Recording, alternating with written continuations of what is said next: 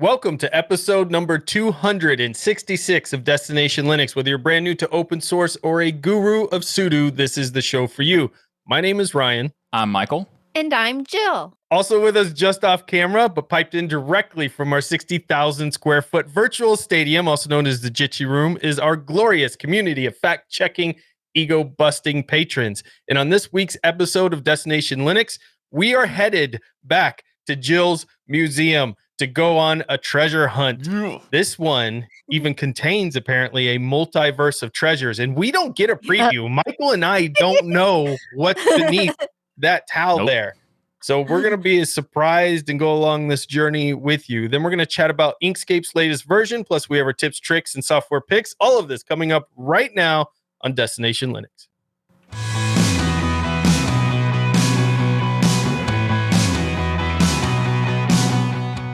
So we have a quick announcement to give you related to some changes that we're going to be doing with the network and the channels and stuff like that. So we're going to be making different channels for each show. So you can subscribe to specifically which show you want to subscribe to and get notifications for that when they release new episodes, and also when we do new videos and stuff like that related to the episodes. And we're also going to be doing some changes to the main network channel. So we're not getting rid of the network channel. We're just making it so that each individual show has its own channel so people can subscribe to it. It makes it easier to get more specific, granular approach to doing this.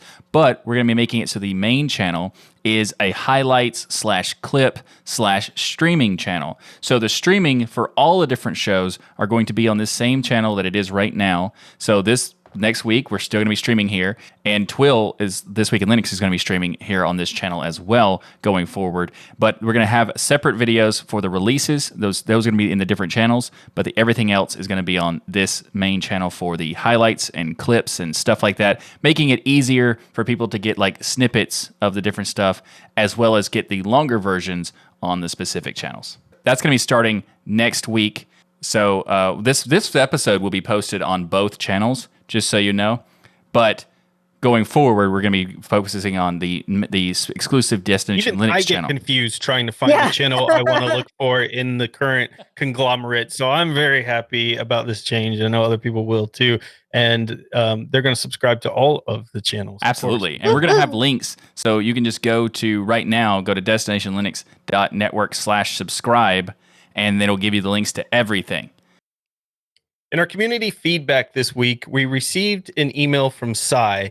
Sai is from India and mentions that he appreciates all the work on the show, but that he has a particular issue with the concept that Linux is ready for the mainstream on the desktop. And the reason that he gives is that he's partially blind, which means he can't read text on the screen, can't clearly comprehend the things without utilizing some additional tools like the magnification, dark mode, read aloud on their computer, and then goes on to give a very lengthy kind of rundown in detail of all of the issues with the Linux desktop when it comes to accessibility across the board, and then does some comparisons with his work in Mac OS and Windows, and basically stating that loves Linux for its philosophy, its openness, the freedom it offers. However, when it comes to accessibility, it feels like Linux is breaking out of its own philosophy, and gives a quote here that computing should be available for everyone and free despite the differences, their backgrounds, their educational qualifications,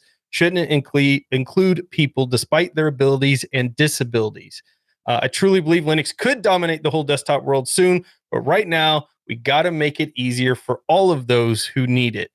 This was really interesting because we didn't get a chance to cover this in depth in our conversation before. So first of all, thank you so much for sending this in. I think it is important. One of the things that we did touch on in that episode was education. And in an education environment, it would be very important for them to have a strong accessibility infrastructure that they would use in any of the products that they would put into schools. And the same thing goes for the corporate world. So, Jill, I think this would be an interesting one for you to kind of give some of your experiences on, because you've talked about this in the past and some of the accessibility tools that you've used. So I want to turn it over to you because I think Sai makes a brilliant point here, honestly. Yeah. Well, Sai, I actually completely understand if you don't don't know, and many of you don't know, I am also half blind myself. So, I have damaged optic nerves and only see detail of one eye. But fortunately, I do have good close up in my right eye, but no distance. So I've dealt with this issue too. Accessibility on Linux is very behind, honestly. And it doesn't have the push of the proprietary options like that are available on Windows and Mac OS and aren't as well integrated. But in the past, there was actually a lot of work on accessibility in Linux and open source with the fine work of the blind Linux user, Jonathan Nadeau. He even had been working on a Linux distro just for the visually impaired. And he worked very hard on that. Was that But Sonar? then, yes, it was Sonar. Yeah. And I remember testing it back in the day, and it was wonderful. I just wish there was more work done on that, and he was able to continue with the project. But he is still around in the community. But he was doing that work for the Free Software Foundation as a grant. So, anyways, I think the problem is actually kind of a chicken and the egg thing. There aren't that many blind Linux users to help develop accessibility software on Linux. And if Linux became more dominant on the desktop, there would be more people using it who have disabilities and thus more work being done to improve accessibility. And I think that's one of the major problems right now is just we don't have a lot of folks to contribute that have issues. And this is not belittling the fine folks at Orca who do amazing job with Orca integration into GNOME, but they need more help from the community.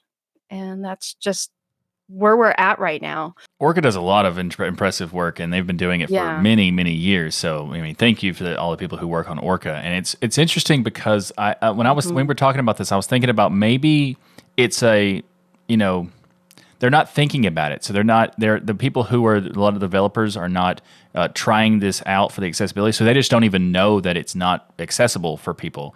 And Yeah, what's so the, true. I think there would be like maybe, I'm not sure if this would be a good place to talk about this. Maybe we could talk about it in a future episode, but I was thinking like maybe we could discuss, have people on who have those issues that get, or at least we could send out an email or a message to see on the forum to see if anybody has any suggestions of how people could get involved in working on accessibility and that Yeah, kind of thing. Because, absolutely. it's just like, the way I look at it is the developers just don't know that that's a necessity because they're just not thinking about it as they might not have that issue. You were bringing up Sonar. I think that was a great example of what can be done when there's put effort behind that sort of thing. The first thing that every distro should be thinking about is, do you have any of the accessibility options that are available in your documentation? Oh, Because yeah. that's a problem. Right now, like we don't even have, most of the distros out there don't even have an accessibility section in their documentation. So that would be step one to fix. Yeah, Step two is, I do feel like this is a foundational issue. Like one of the foundations really need to work together to put a sprint together to kind of address this from a development community standpoint, because there are so many different types of issues that you would need to overcome outside of just exactly. eyesight alone. So Right. there are so many accessibility differences that we need to make sure you would bring into this to kind of create an overall accessibility package that any distro could adopt into and make sure that they're including in the documentation that they should have there. So if you're somebody looking to get involved in a distro, it's just a little bit of time to help those distros. A lot of them you can go support their documentation. I did it for Pop! OS once. You can do it for other distros as well and write some accessibility in there, especially if you're somebody who has one of these accessibility issues and you have utilized certain tools to help you overcome some of those, then you would be perfect to help with some of the documentation and things like that. But I like your idea too, Michael, kind of putting it out there to the community and kind of mentioning that this is a problem. But this is a big one. This will hold the Linux desktop back from getting into the organizations and places that we all want to see it in if we don't address this. And it's really, Right. Yeah. really something we could go very deep in a future episode as well, because I think it deserves it. Oh, definitely. And Ryan, that you touched upon this, but everyone with a disability has different needs and different requirements. So that makes doing the software very challenging, creating the software.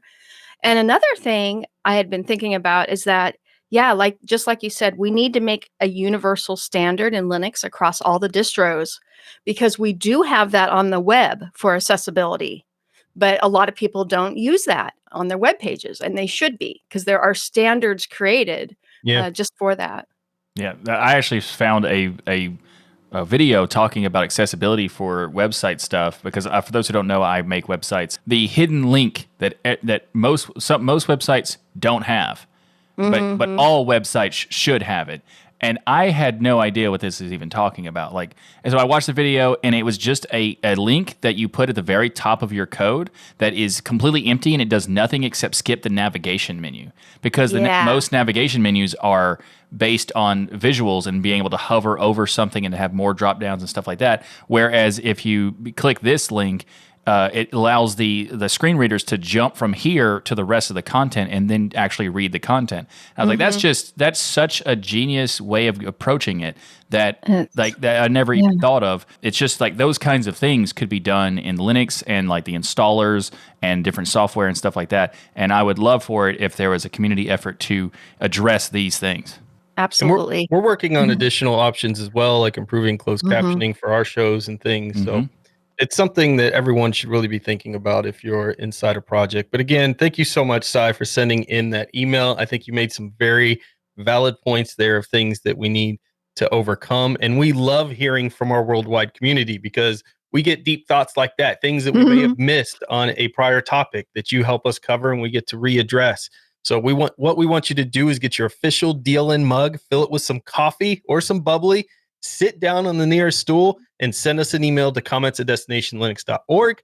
Or if you want to join in the community discussion, then join the DLN community forum by going to dlnforum.com, where we'll post something about this accessibility question and see if we can get some people ramped up over helping fix this. This episode of Destination Linux is brought to you by DigitalOcean. Cloud computing can be, let's say, complex, but standing up reliable, affordable cloud infrastructure really doesn't have to be.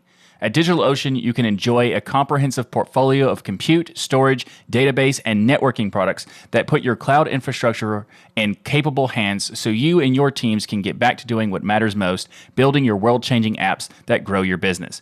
Predictable pricing, robust product docs, services that developers love, that's DigitalOcean.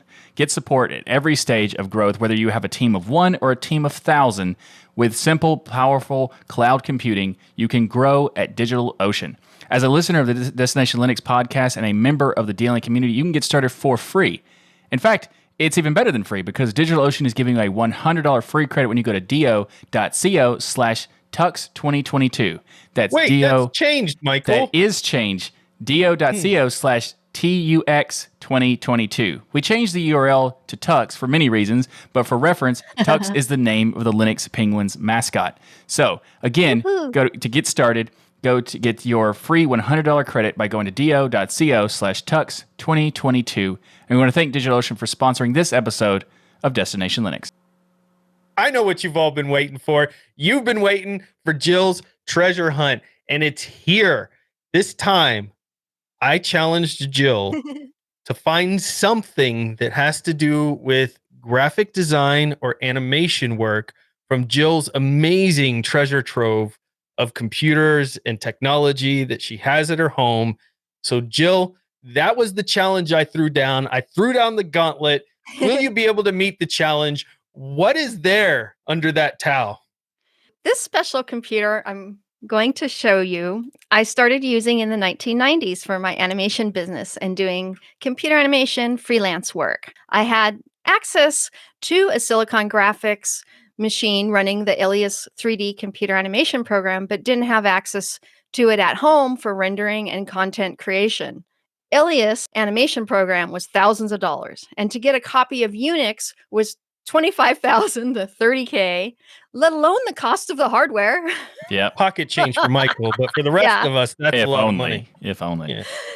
So I would use my home-built PCs and workstations running DOS, Windows, and Linux to do my work. So this computer actually has many unique features that you will notice immediately. So here it comes. And by the way, while we're going through this, I want you guys to know that you can ask questions in the chat, and Michael and I will try to read them and get your questions answered if they're good questions. If they're not, then we'll skip them.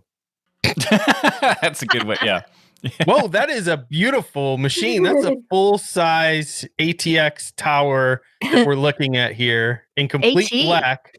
But yeah, AT with a bunch of neon drives going down the front of it here. Yeah. And it even has a little RGB bling bling there. This Nice. this computer is named Cosmic Infinity. I built it in 1995 and it still runs beautifully. It is a black full height tower beast and it is a true artist computer. All the 3.5 bay and 5.25 bay panels and devices are painted in the array of the color wheel. Thank you to my wonderful Steve husband for doing that. He painted them professionally for me. Nice. So yes, the case was actually modded before Apple came out with their fruity colored computers. And yeah, it even has RGB on the front because we started that trend back in the late 80s. So I'd been case modding my cases for years. Yeah, Wendy in the patron chat said rainbow vomit because Yes, absolutely. Wendy has an affinity of hatred towards RGB. She's specifically talking about multicolored lights, not multicolored drives. Yeah. I think that might be okay. Yeah. The first drive is neon green. Is that a second drive beneath that, or is that just a placeholder for the yellow? Just a placeholder. Okay. So you're seeing lots of unique things on here. Yes, there are 2 CD and DVD burners for copying discs and dual burning and playing DVDs. And there's one here on the top that's green with a purple DVD tray. It's so and on cool. the bottom, it's blue, a blue CD burner. But there's also something really cool on this case that a lot of you may remember. A zip drive. That is a purple zip drive. Nice. We just got a question in the chat to see if it was a zip drive, so that's perfect. Yes. If a lot of you out there that don't know and that aren't old enough to even know, the zips came out in 1994, and it was a removable floppy disk storage system that was introduced by Iomega. And the zip drive is actually a super floppy, what we called super floppy disk drive that has all of the 3.5-inch floppies drives convenience, but with much greater capacity options and with performance that is much improved over a standard floppy drive. Oh, thank God. Because back in the day, I went from literally carrying hundreds of floppy disks to places to work on projects. And now I was able to put all that on one nice convenient disk. Because back in the day, Jill, we had those cases that were like filing cabinets. They weren't as big as a filing cabinet, but they were like mini filing cabinets that you would keep your discs in. And you had the labels at the top where you'd put, these are the discs for whatever program. And you would carry those type around. And some even had a little key and lockbox, So you'd carry your discs around and they'd be like, nerd. You'd be like, shut up. But you'd still be able to carry it around. And I was a student when, we only had floppies and hard drives. So I literally was carrying several hundred floppies with me to classes every day to complete my animation work, because animation requires hundreds of floppies. On average, only get 2 or 3 frames on one floppy disk. Oh, wow. And it was a pain because you always had to have backups. And I always had 3 copies of everything, because there were times when the first floppy would die. Then the second floppy would die of the copy, and then the third one you'd have to rely on because it was the only one that survived. Because doing animation with floppy disk technology was very hard on the disks, and they would die very quickly. Yeah, I can imagine. Accessing all that. So the zip disk actually came in 100 megs of storage. Here's an older one, 100 megs. These ones are actually brand new, never used, because I have packs of them. Several Michael AIs on that disk. Several, yeah. And they came later. Yay, we had the 250 megabytes of storage disks, and then 750 megabytes of storage came later. But the 750s were kind of superseded by CDs and DVD-Rs. So right. I was fortunate because I also had access to CD burners years before they were available commercially. And that saved my life a lot for my projects I worked on, because even the zips were just too small. I mean, there was a time when we were building computers that you wouldn't build one without a CDR in there. Like you Yeah. wouldn't dare. And now we've gone back to a lot of the cases, including my Leon Lee Mini ITX has no drive Yeah. bays at all. You don't need Yeah. them anymore. No five Everything's and a gone to quarters. USB and things like that. I do have a question. I don't know if you plan on getting to Yeah. it, Jill, but why the colors that you chose here? The neon green, the yellow, Yes. the purples, the reds, the blues. Well, it started out, this CDR down here is blue. Well, it came that way because I wanted something unique. I Yeah. got a blue one. And then I'm just like, I wanted to have happy colors. I'm an animator and Of course. artist and wanted to have happy colors and something very unique. And, there were no colored computers at the time. They were all beige boxes. Yep. So Yeah. I was just happy to find a black case. So, and I had the idea of doing the case in the spectrum of a color wheel. That was Very it. nice. And then my, It's Bob Ross, yeah, happy little tree. I like yeah. I like it. So, and of course, it has a penguin sticker on it for showing my Linux love. Nice. And there's something else unique on the front that tells what kind of processor is inside of it. What kind of So, processor did you put in this 3-foot case that you have here? I had the beige version of the 3-foot case, by the way, for the longest time. And one thing I'll say about these cases is even though they're much bigger and there's much more space to work in, the edges in the cases weren't rolled like they are today. You are so spoiled today. They were yeah, razor sharp, and razor sharp. I would have cuts all over my arm from working on these machines day in and day out. I looked like I worked in Yeah. a factory or something. Oh, Yeah. yeah. I have some damage from this computer too. Yeah. I wasn't really a hardware person, but I do remember those days where the things would just cut you for opening it. Like, how Yeah, dare I you literally open me? think they Yeah. manufactured the case out of razor blades. Like, Yes, just literally. weld a bunch of Yeah. razor blades together. And they were all like that. And it wasn't even that they weren't even, and they're thick material, thick metal as opposed to aluminum. Yes. So Yeah. really thick and really sharp. You always had to Yes. be careful. So this computer is powered by Intel's Pentium Pro, which was actually launched at the end of 1995 with a CPU core consisting of 5.5 million transistors and was initially aimed at the server and high-end workstation market. And the Pentium Pro is the predecessor to the Xeon processor. And it actually introduced the P6 or i686 microarchitecture. And it only came in one form factor, the large rectangular socket 8 or super socket 8, which I'm going to show you now. So I have to give a lot of credit here, Jill, to our viewers because one of the viewers asked, "Is that a motherboard under the case?" At the very early on, I'm like, "How did Yes. they see that?" Yeah, Yeah. I didn't even see it until they said that. Yeah. So this one is very unique because I actually would custom build my own heat sinks because the Intel one that came with the Pentium Pro wasn't very good. And there weren't, it was still a new processor, so there weren't good aftermarket options. You had to build your own. That's pretty cool. So I used a bandsaw and cut some heat sinks. And I had 2 Pentium Pros I was working on at the time, including the one in the case that looks very similar to this one. And I later had a couple more Pentium Pros. So later on in the 2000s, I had about 4 Pentium Pros for rendering. You can see that I had to use zip ties to put a fan on the heatsink, but I was pretty proud of myself. I did that on my dad's bandsaw because he was a contractor, and I had learned how to build furniture and did a lot of work in his shop. So I Look made at my you own hardware heatsink. hacking so early on, Jill. Yeah. Now, where's the CMOS battery on there? I feel like it's So this one has one of those horrible onboard. This motherboard has an onboard CMOS, a Dallas CMOS that oh, are hard to interesting. replace. So the motherboard that's in Cosmic Infinity has a classic round battery that's easily replaced. So that's why the motherboard in this one, Cosmic Infinity, is a little better. I love the name Cosmic Infinity that you Yes. gave your Really computer. good. I feel like the mini beast and things that I name my computers now are quite lame in comparison to Cosmic Infinity. That's pretty awesome. It is a good one. It's a good one. Thank you so much. It Yeah, I also loved it seems too. like it's a good name because it seems like it's going to work for Infinity at this point. Yes. So there are so many unique things about this processor.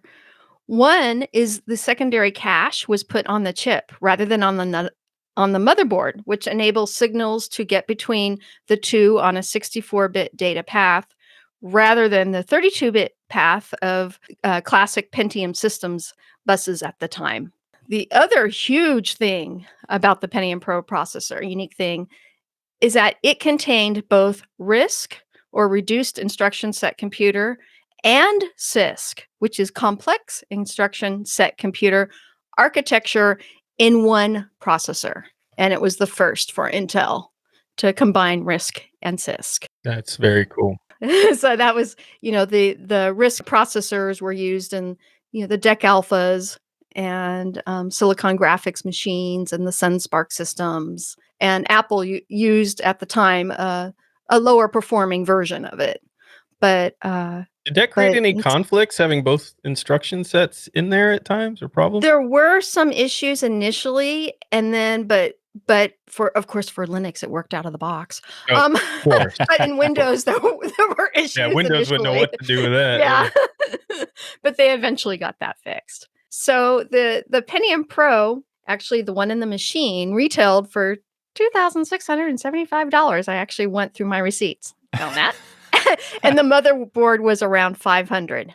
But that was a drop in the bucket compared to spending about $40,000 on a system that can do animation. So and actually this computer originally had a Super Socket 8, and that was the socket for the Pentium Pro, 180 megahertz with 256 kilobytes of onboard L2 cache.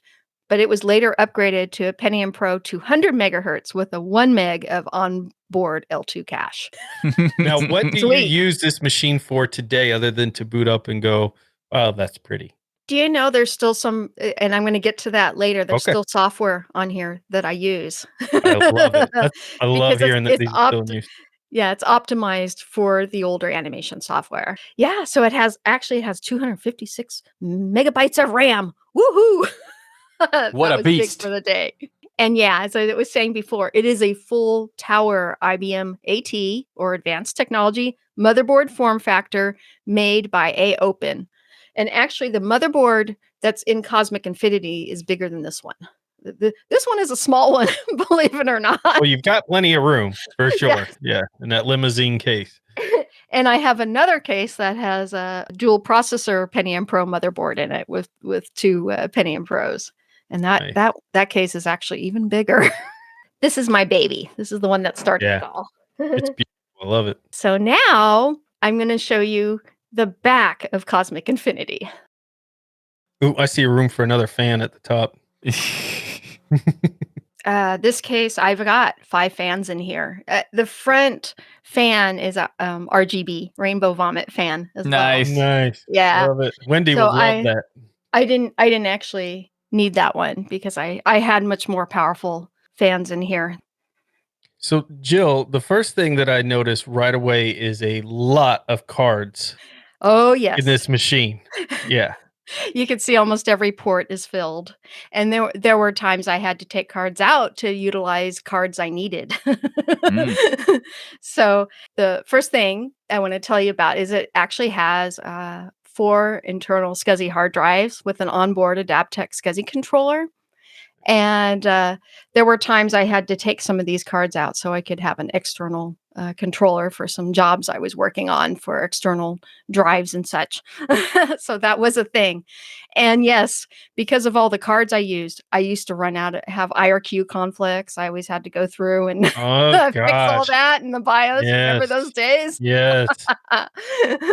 So along with the SCSI hard drives, there's a Sound Blaster Pro sound card on there, of course. We had to have one of those. And there's 2 ISA Ethernet cards, and one I used for the internet, and the other was for my local render farm on my home network. And my first home network used Token Ring. So these are actually Token Ring adapters. That's pretty cool. Yeah. Cool. Some of these things, I don't even know what they are. Like, I'm old enough to know what they are, but I don't. You don't know what a Sound Blaster is? No, I know what Sound Blaster is. I don't know what a Token Ring is. Oh, Chicken Ring Network. wow. Yeah. I don't know. That was the original network before we had the convenient Ethernet adapter. Ah, Yeah. So, and it was very finicky. As a lot of people out there would know. Very finicky and complex to set up. So we're happy we got Ethernet later. Yes. very much. So there's also originally I had a Matrox Millennium G200 PCI video card with 16 megabytes of RAM, which was Nice. actually later upgraded to a Diamond Fire GL 1000 PCI video card with video capture. So I went from, and I love that Matrix card, but I needed something that also had video capture on it. And that was one of the things. I had a Matrix card with a Rainbow Runner daughter board for video capture, but it took too much space in the case. So I had to go out and buy an all-in-one. Just you mentioning diamond video cards takes me back to seeing them Yeah. in the store and finally getting one for myself. That was the Yeah. name that you wanted. There's Yeah. so many, like, it's kind of funny how so many companies that made devices and cards and stuff like that back then that have cool names, and now we're completely out of that. They had Diamond Fire video card. Like, yes. Yes. Yeah, they were aimed at the high-end animation market. The whole Diamond line, their gaming cards were awesome. They contained some of the first Voodoo chips. Yes. So, they were cool. But yeah, also you notice that there's no fan in the top here because I have oh yeah, no, I've mentioned that. That was unique for this time. Most computers, were just classic Pentiums. And you were Mhm. lucky just to have the fan in the power supply and the fan on the processor. In fact, processors were just starting to have fans on them. So Yeah. that was a bit of trial and error trying to figure out kind of the best flow for the system with the Pentium Pro. But because I made my own heatsink and fan, it was really, really efficient. That it was a much better one than the one that Intel And you're still running a gave us. custom fan inside of this one here, right? Correct. Very Yeah. nice. Yeah. In fact, that other motherboard I showed you was from one of my other computers. I wanted to Gotcha. take it out to show you guys. The other unique thing in this computer is it has a Sigma Designs Real Magic Hollywood Plus hardware accelerated MPEG decoder PCI card for playing DVDs, video CDs, super video CDs, and a few games like Dragon's Lair and The Lord of the Rings. And it has a VGA hardware dongle which pinwheeled the video signal from the video card to the Hollywood Plus. And I have several of the Real Magic MPEG decoder cards in my other computers, including ISO ones in my 486. I loved playing DVDs through these cards because of the high quality video signals and sound they produced, and the fact that you could play a DVD or MPEG video while working on other software on the computer. Without that card, you had to use software decoding and encoder, which most processors weren't even good about doing back in those days. So it was nice to have a specific piece of hardware just for that task. And I would also use it to test DVDs I authored for my animation demo reels and ones I made for my clients. So I really needed that hardware. So there is also something else very unique about this motherboard. This motherboard was the first to include a USB port, and it was USB 1.0, and you can see the USB ports on the back of the machine. Yeah, Intel actually introduced the universal serial bus with the Pentium Pro motherboards. But of course, there weren't any devices available with USB yet. What did you use for it in there? Why did you get it? Or did you not have anything to put in it either? Actually, what I ended up using it for was for case mods. Like the RGB strips on the front. Very They were nice. controlled Nice. with Routed it for USB. that. All right, Yeah. cool. So, and I later upgraded, put a more modern USB 2.0 card in it because I did USB flash drives were starting to become a thing in the Right. late 90s, early 2000s. So I wanted to be able to have that access and for copying files a lot quicker Nice. instead of using floppy disk or zip disk. Now I wanted to talk a little bit about the software. It actually triple boots Windows NT, originally was 3.5 and then later 4.0 Windows 95, and Debian Linux. So I started out actually using Autodesk Animator and Autodesk Animator Pro for DOS, and then 3D Studio for DOS versions 2 through 4. And I also used Lightwave, Imagine Animation, as well as POV Ray 3D graphics programs. Then later switched to 3D Studio Max, Adobe Premiere, and After Effects for Windows NT 4. But on Linux, I used Maya, I used Blender, and I used the GIMP, even Image Magic and FFmpeg to do a lot of conversions. So I always tried to use Linux as much as possible in my projects. Right. Yeah, and since this was the mid to late 90s, most animation houses were still using Unix, like I talked about earlier, or SGI machines, and they hadn't made the transition to Linux yet. But Linux actually swept the film and television industry, and in the late 90s through the 2000s, many companies like Disney, Pixar, and DreamWorks actually moved from Unix to Linux. And actually, there's some very important reasons that they did this, besides the obvious ones that us as Linux users know. Is for one, Linux was the free version of Unix, and now they didn't have to spend $30,000 or more than $30,000 in licenses for their Unix workstations. And for another, they could develop their own in-house animation software specifically tailored for their unique needs and progress the animation industry. So, yes, that's the beauty of open source software, right? We know that as Linux users. Well, the So ability to that's why. customize is really important. I know there was Yeah. I believe it's a scene in Lord of the Rings where they needed to put the most amount of AI individually controlled orcs on the screen at one time than what the software they were using or something was capable of. So they ended up using Linux, writing a custom module to be able to Yes. show all of those orcs acting independently on the screen at the same time, because it wasn't just enough just to show a bunch of pictures of orcs. They had to all be acting like they were at war or battling for the major scenes and things. So that ability to customize Linux and write your own code for it was super important for an animation Yeah. studio, and still And is Ryan, today for yes, blockbusters like that. Yeah. that was an absolute great example because I was actually going to talk about how they actually, the studios that did Lord of the Rings, developed their own version of the GIMP just for film touch up. I didn't know that. And cutting and pasting the different characters to make the armies seem bigger. Oh, that's cool. So yeah, that was the thing. That was one of the first times that Linux got used in the film industry. And you said I think last week you said that the film industry is pretty much dominated by Linux these days. Yes, absolutely. Yeah. Now, all the top CG movies by Pixar, Disney, DreamWorks, it's all Linux.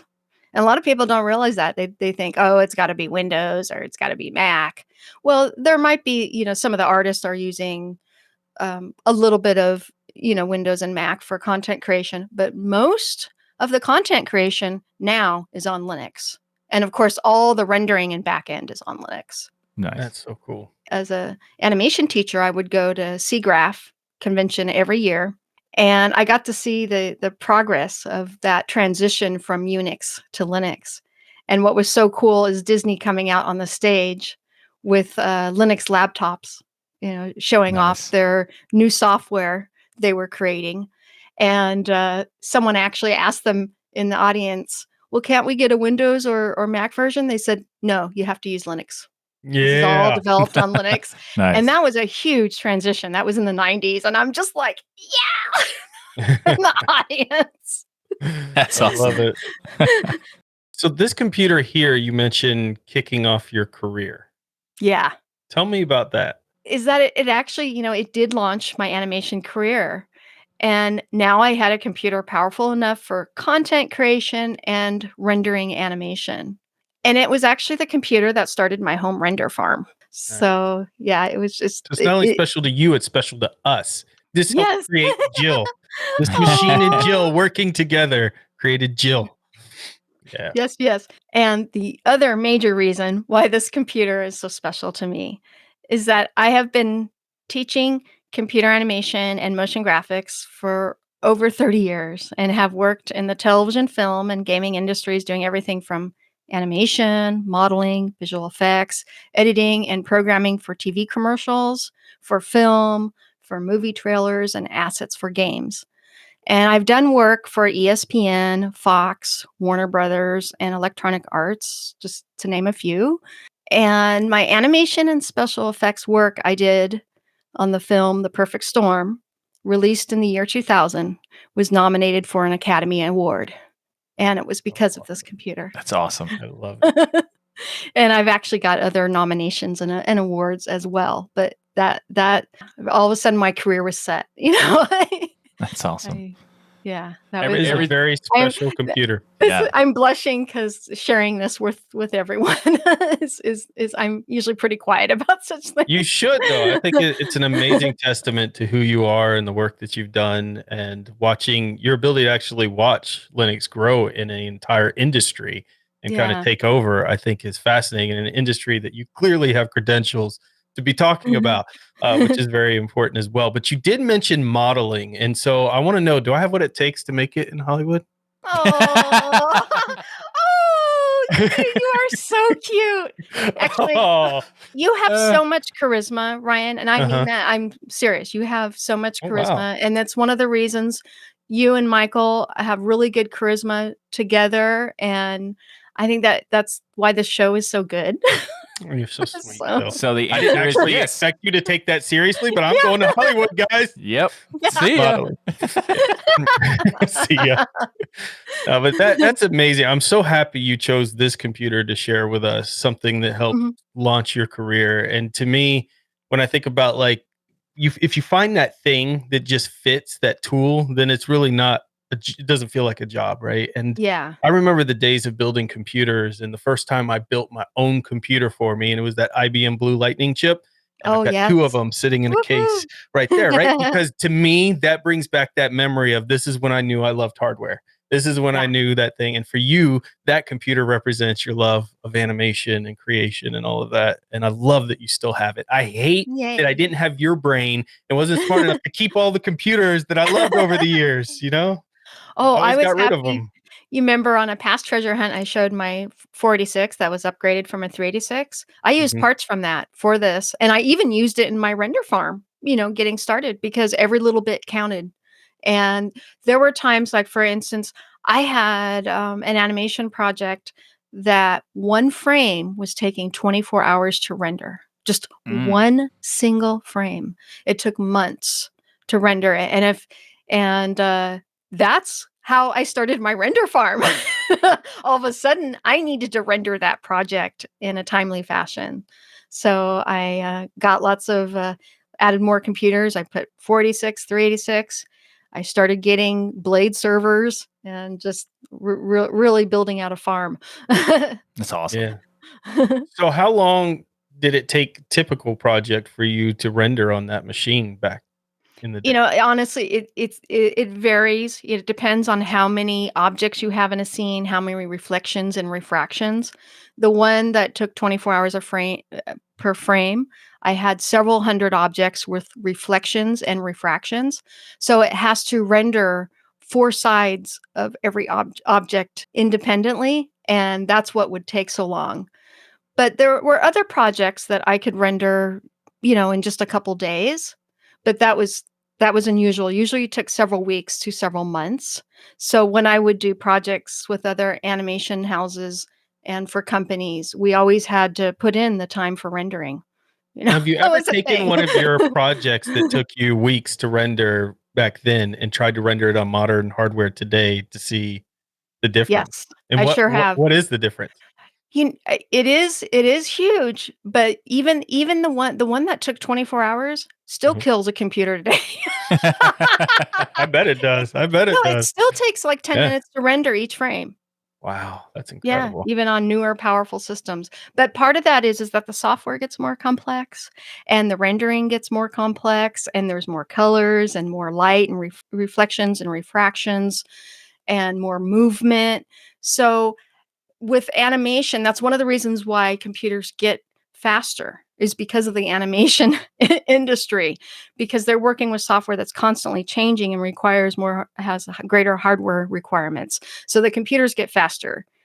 So bringing a file from old 3D Studio from DOS into Blender is still takes a long time to render. The gaming and movie industry, animation industry has Exactly. pushed computing forward in massive ways. So even people who aren't into that stuff, you're still getting a huge advantage because it exists. Yeah. That's why, Pixar has as many computers as Google does in one of their warehouses, because they have to for That's awesome. rendering and to come in on time on their projects and movies. You know what always amazed me from an animation that stands out, like the first time my breath was taken away by animation, was Final Fantasy. And it was when they had beautiful. the hair that was able to move independently and almost see him blow in the wind. And it was just like, the future is now. Like, that was just amazing. I couldn't imagine how much work that took back then to be able to render those type of hair animations and the hair simulations are like one of the most complex things that's been for years, and they keep getting better. And now there's so much good, like also cloth simulation has become like that's another huge thing. It's so much improvements. Like if you go back to Lord of the Rings, for example, there's this period where they're running across this bridge, this big like stone bridge thing, and everything in that scene is CG. Like there's no one actually there. It's all CG. How do you know that when you've never seen Lord of the Rings? And yes, I'm sorry to air this publicly, but your Michael Tennell is not a real geek. Hey, he's got Michael AI. He knows all. I am a real geek. I have not seen Lord of the Rings. You haven't seen Lord of the Rings. We can't even talk anymore. Okay, I haven't seen that, but I have seen a lot of the stuff about how they made the movie because I really need to watch the movie. I am also super interested in animation and special effects and how that stuff works. So I do sometimes look at that more than I do the movies, and in this case, that's what happened. So maybe at some point I'll watch Lord of the Rings. Okay, I'll watch it. Movie made with Linux, and you don't even watch it. We could make it like I can make a reaction video or something for the movie. See, there's a benefit for me not seeing it because how many geeks do I have not seen Lord of the Rings? See, so much potential right there. You got to think about it in a different perspective, right? Absolutely. Anyway, so they have this bridge where everything is CG, and the biggest thing that makes it where you can't tell is the massive cloth simulation they did for one of the characters. They have this coat, and you can't really tell that it's not because usually they'll just kind of stick to the person or something like that, and they did it so well that you can't even notice it. And then there was like this reaction to special effects, and they were saying like it blew their minds that all of this stuff was completely CG, and it also blew my mind. But like going back to the hair simulation, I got really into animations and graphics and design and stuff like that from Pixar. Actually, so Toy Story 1 got me really interested in animation and like stuff like that. But then the one that actually blew my mind, that made me go like, okay, I got to see how this works and I got to get into it, was Monsters Inc. with Sully, and it's the hair animation they did for his. It was crazy because back then that was completely a brand new thing that no one ever did. Yeah, and they developed that hair program on Linux, and they also developed an open source Linux-based software to do all the water effects for Finding Nemo. That's amazing. No, I didn't know any of that. That's very cool. And Michael, what you were saying about the hair, one of the reasons that's so complex to render is because each individual strand is a separate object. So imagine, thousands of objects, and you're having to render these thousands of objects. Now particle systems do help with that. So you can integrate them so they can be looked at as a big group of objects. And that does help, but there's still thousands of objects. So us being able to play games and see hair blowing in, say, Tomb Raider in real time is amazing. Yeah, that is awesome. The more and more they start using the hair and the other simulations and all that stuff gets like, as we were talking about the hardware getting better because of these things. That's how everything becomes more and more realistic. And like I remember going back and like playing games in the 90s and early 2000s where everything's like super pixelated, and you come back and there was this one thing about how people were complaining about various different silly things, and and you go back for a game that was like 10 years prior but in the same franchise, and you're like, look at how the graphics are amazing, and then you look at the now current graphics and it's like you can't hardly tell it's a game, and they're complaining about like, okay, that hair is a little bit off, like Yeah, I Yeah. know. No, Is there a name for the effect of when you watch a movie in the past, like Star Wars is a good example, or any of those shows, Star Treks, and back then when you saw them, it all looked as real as it could then, like to the scenes, the spaceship travel, but then later on when you watch it in the future, it looks so fake. Like you could practically see the strings holding the model going, and you're like, Yeah. how as a kid did I not see any of So that? It just I do have a terminology that I use to describe this particular feeling, and it's called kid brain. Yeah, kid. That's it. Very good. And also, CRT, our standard NTSC standard here in the US was point. 640 by 486. Right. So you didn't see that detail. Mm. And there was a lot of fuzzy also, just because of the way I didn't think that about the that, Jill, but TV the tube had screen to. differences and the resolution alone would have made a huge difference. Yeah. Yeah, that's a good point. Mhm. There's Okay. also some things about like why some movies can't have widescreen versions or HD versions is because they designed it where the viewport was the 4:3, and you had someone Yeah. literally standing right there that was a crew member, and they couldn't expand it because then they would be just showing Yes. Just watching the crew Yeah. members sit there exactly. with the They spaceship cra- flying by. We called that a safe frame. So they created the safe frame or the safe border. Yeah, made it too small. for It's the amazing. Also, Well, I appreciate resolution. calling me out because now the live chat's like shame. Oh yes, I love the live chat for that. And you should be shamed. You should be shamed. Jill, is there anything else you want to tell? This has been one of my favorite Oh. treasure hunts ever because it's so personal to you, and we love you so much. So, is there anything else you want to mention before we move on, though? Maybe that if you would like to get, involved in the animation and effects, know that it's going to require a lot of work, a lot of perseverance, and sometimes you have to make things to get things done. Even today, with today's powerful computers, you still sometimes have to have a render farm or have it rendered in the cloud. Yeah. So That's a good there's point. a lot of the issues that I dealt with in the 80s and 90s are still relevant today. It's just things are easier, but in some ways things have gotten more complex too.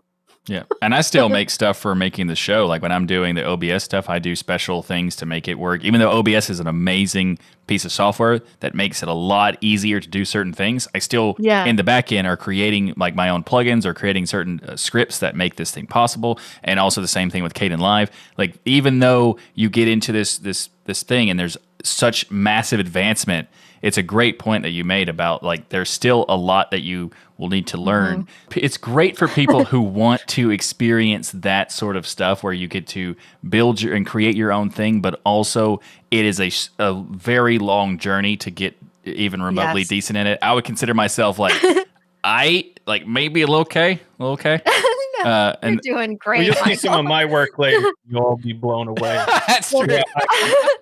I do want to mention, though, one of the things I love about this story is I can't help but think of open source and the power of closing the digital divide that open source provides. You mentioned Mhm. $50,000 Unix licenses, Exactly. $20,000 software to do animation. And because open source existed, because those developers out there created things like Blender and made it open source so Mhm. everybody could access to it, we have Jill and your experience and your life story that you could share with us.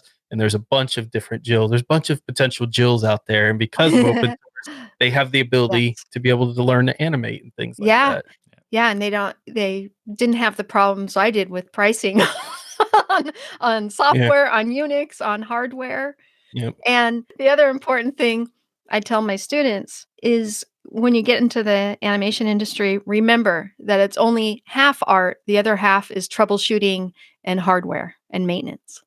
Nice. So that's one of the reasons why I show my students how a computer works when they're beginners and learning how to animate. Some of the first classes I do is I open up a computer, show them what all the parts do and why that's important and why they're going to need to know how to upgrade and troubleshoot. I feel like awesome. college would have actually been worth it for me if I had found you as a professor in college, Jill. Um, Oh. Absolutely. Unfortunately, I didn't. So didn't find that bill very nice. But you know what company doesn't have big bills at all, Michael? Nice segue. I I know. love it. I love it. Bitwarden. This episode of Destination Linux is brought to you by Bitwarden, and you can get started for free. I mean, that is way better than the cost of college. Free right there. And they even have a premium account that's only $10. Bitwarden is a password manager that allows you to have peace of mind knowing that your online accounts are secure. It provides you the tools to store all your passwords in a secured vault, auto-generate those passwords for you, and even automatically fill them in to the login forms. It does everything. You can access your data across many types of devices, your web browser, using your mobile apps, desktop applications, even the command line in there. What we want you to do to get started, go to bitwarden.com/DLN, and you can get started for free or get their premium account, which comes with things like a gigabyte of encrypted file storage, two-step login with YubiKey, U2F Duo, Vault Health Reports, Bitwarden Authenticator, priority customer support, and so much more. Make the smart move like so many in our community have. Go to bitwarden.com/DLN. You will not regret it. We loved this password manager before they ever became a sponsor. So check out bitwarden.com/DLN. And thanks again to Bitwarden for sponsoring Destination Linux. So this week in the news, Inkscape 1.1.2 is released, but what's really exciting is the Alpha 1.2 that's also out there. For those who may not know, Inkscape is a free and open source vector graphic drawing program and editor. This is not really my area of expertise necessarily. However, to get prepared for this news story, you're going to see something coming up that may blow your minds there. But playing with the current over version of Inkscape, I've got to make this comment first that Inkscape looks really dated to me. Am I the only one? Like, I know it's a powerful tool, but that's my first impressions in playing with it is like the icon set and the menu. It just feels like I'm in MS Paint or something. Am I alone here? I mean, it's a Aw. little bit dated in certain ways. Like I'm showing it on the visual right now. So there are ways to kind of remove the colors and make it more monochrome in the icon set. And there are also other ways to kind of make it look a little bit better. And I do really love the fact that they added a dark mode. Yeah, because it's a dark theme. yeah, I'm showing the dark theme with the white canvas in the visuals, Oh, but they okay. also have a dark canvas, which is Yes. what I use when I'm actually doing things. But that's very cool to have that as an option. But I do think that it could use a little bit of some polish in here and there, to, improve some icons and then kind of make the layout a little bit more, user friendly and that sort of stuff. But I think that overall, it's not bad. I've seen way worse. I think it's good enough as it is, but it could be improved. Well, I feel like the tool is so powerful. I've seen some of the most amazing things done with it. The people developing it are incredibly talented. So don't get me wrong there. It's just when you go into it, your first impression is like MS Paint. It just kind of feels like that. And then you click around, you're doing stuff, and you're like, okay, that's really cool, the capabilities that it has here. In fact, Yeah. once I got into it, I started creating some amazing art because I wanted to show Jill. I want to try to get in one of Jill's classes. So I wanted to show her what I was capable of. And for everybody Michael, watching, thankfully, we actually have an ability to show you you got that a piece of that art? We're going to show you that Me art. too. You can check it out right now on the video Look version. at that. Look at that. It's just Thank you. Thank you. just What I did was going here for is a mosaic of the 3D realm. This is the meta universe Nice. coming together. So here what you're in this saying picture. is that you captured the abstract aspect of the multiverse of madness, is what you're saying. Yes. Perfect. Yes. I feel like I nailed it. So this will be NFT'd for cryptocurrency. No, it won't. Yeah, just teasing. Tell me about your vision. How did you decide to take this abstract approach to the multiverse? Well, what I did first is I was thinking in my mind, what is meta? What is this thing that Facebook keeps trying to tell us about? What is meta?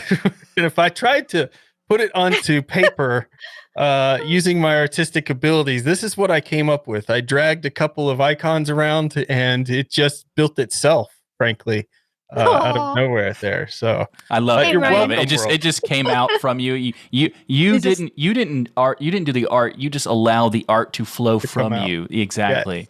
Thank you. Well done. Well done. Ryan, I could use it as a good example of perspective for my students. That's true. That's Make it into a Jill classroom. Like Jill will be like, "This is what you don't do, folks. This is what you don't do." But seriously, Jill, this is your area of expertise, and Michael. So let me turn it over to you all. What are your thoughts on the latest versions of Inkscape and some of the features here? Oh gosh, one of the big things I'm really excited about is you now have the ability to bring in multiple pages into one document, which allows you to import multi-page PDF documents and export them. It's a very important function that we have in other vector editors, other proprietary ones out there.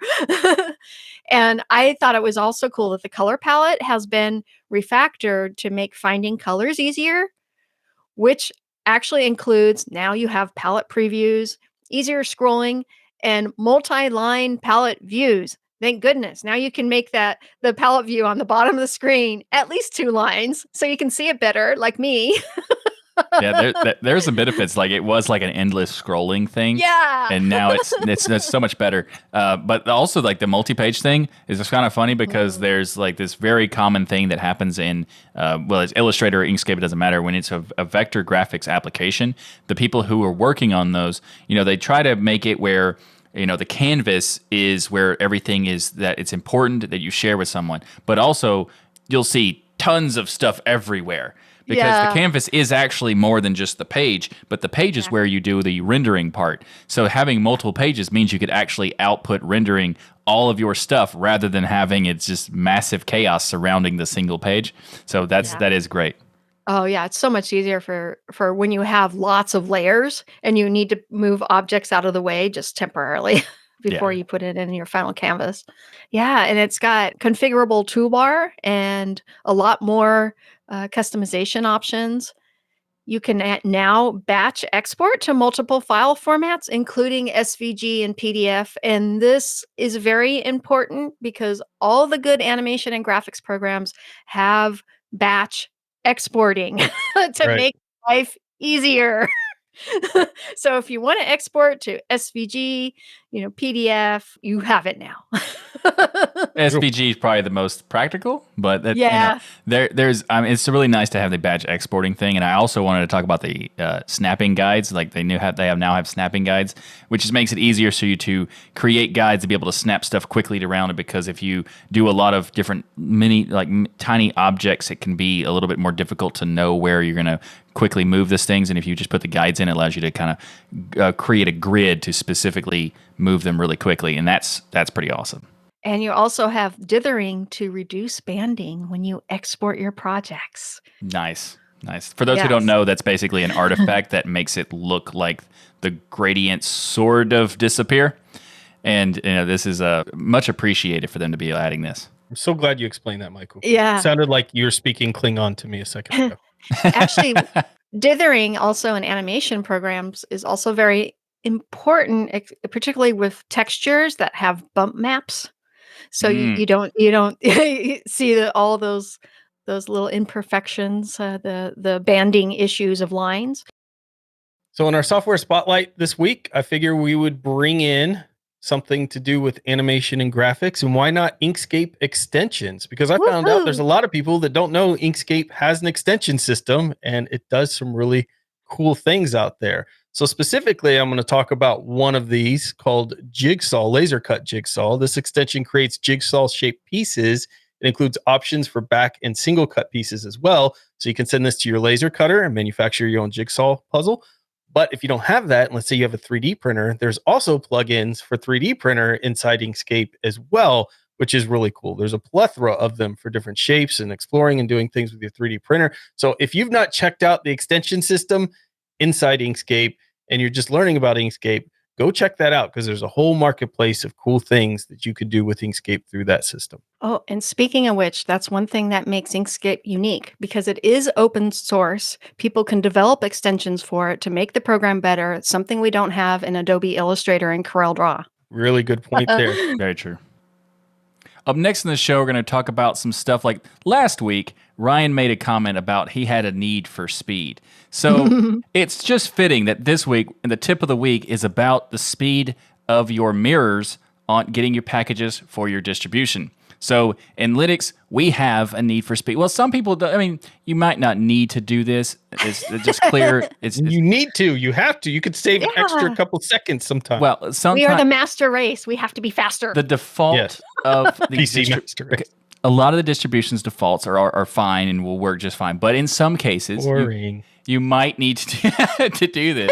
So this week's tip is going to help all of you on Fedora and Arch and Ubuntu and maybe others. We'll see. But there's a lot of ways to improve finding the fastest way of doing it. They're all different, but the way you do it in Fedora is you go into the file that is etc dnf.conf and you add the fastest mirror equal true parameter.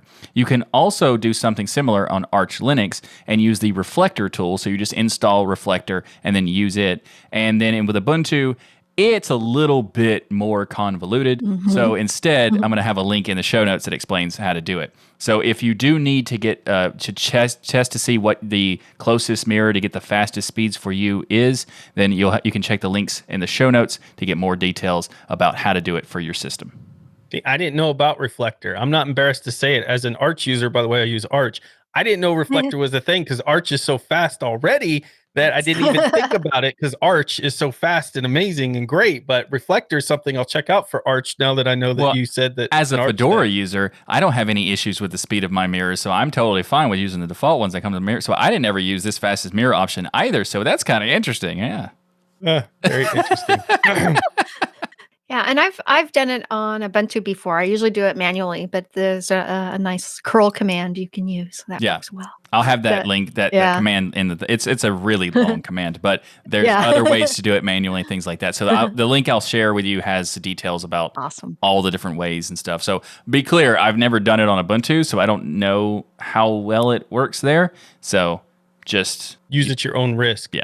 But, we have an awesome community member, Durhans, who hooked us up with all the conferences, make sure that we're getting the conferences and cool events that you can attend out there to our community. We have FOSS Asia in April. That'll be virtual, April 7th through 9th.